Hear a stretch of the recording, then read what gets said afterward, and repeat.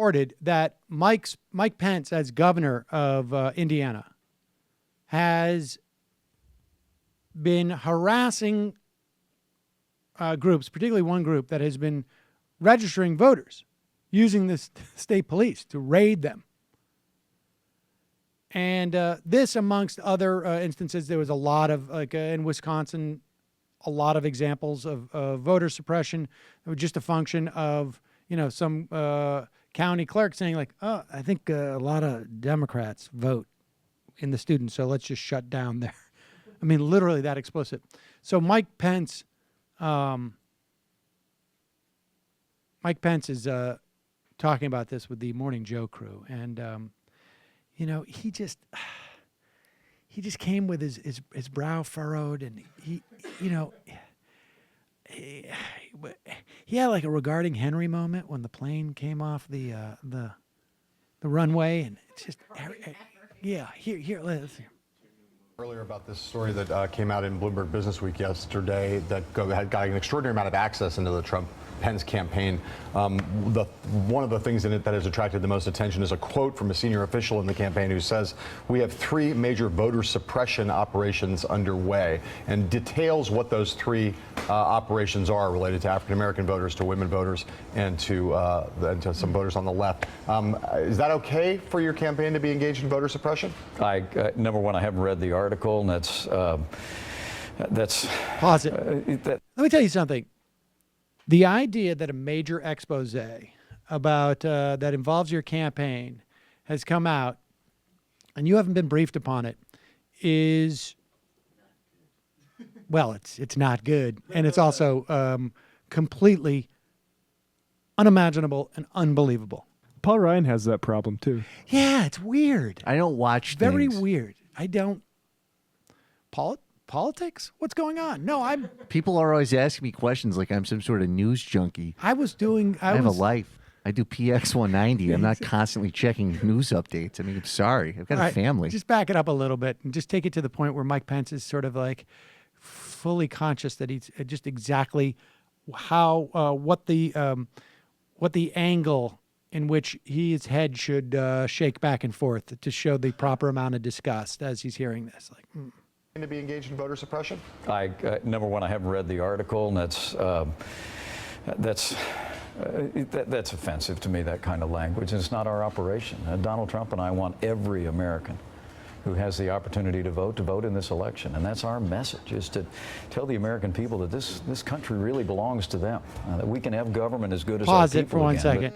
It's the language that is offensive, and he wants to make sure anyone who has the opportunity to vote will vote. So in other words, if we get them and we close off the opportunity to vote. It's going to take all of us.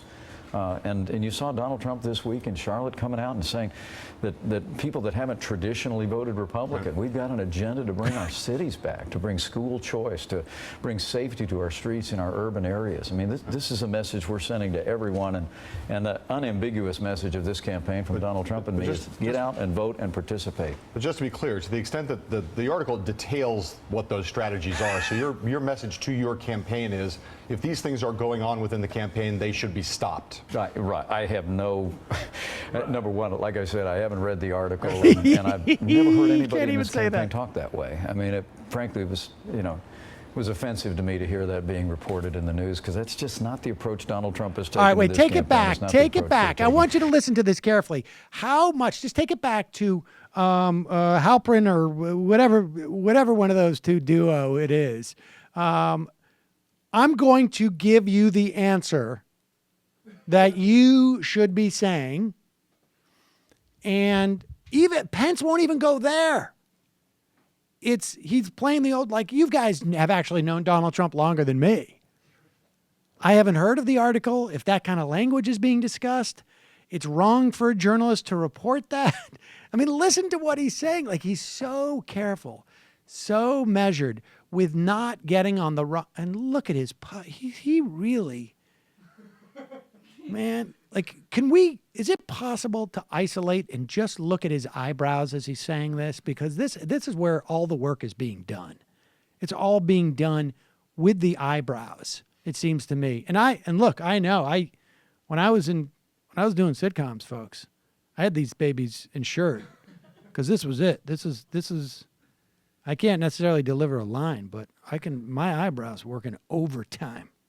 From Donald Trump and me is get out and vote and participate. But just to be clear, to the extent that the article details what those strategies are, so your message to your campaign is, if these things are going on within the campaign, they should be stopped. Right. I have no, number one, like I said, I haven't read the article, and I've never heard anybody in this campaign talk that way. I mean, frankly, it was, it was offensive to me to hear that being reported in the news, because that's just not the approach Donald Trump has taken to this campaign. It's not the approach we're taking. It is apparently explicitly and specifically and literally the approach that Donald Trump has taken to this campaign. It's the first actual piece of strategy that's been basically reported on that they're like, no, we're actually doing this. We've got two legs. We got two legs of our three-legged stool for a strategy. One is buy hats, and the other is voter suppression, and then the third one is just to promote the hotels. Don't forget the TV network. Also, rampant conspiracy theorizing and the sort of conjoining of my own mental illness with mass psychosis. You're really underselling it. Hey, it's Sam Seder. Why don't you subscribe to this channel? You can do so right over here. Subscribe.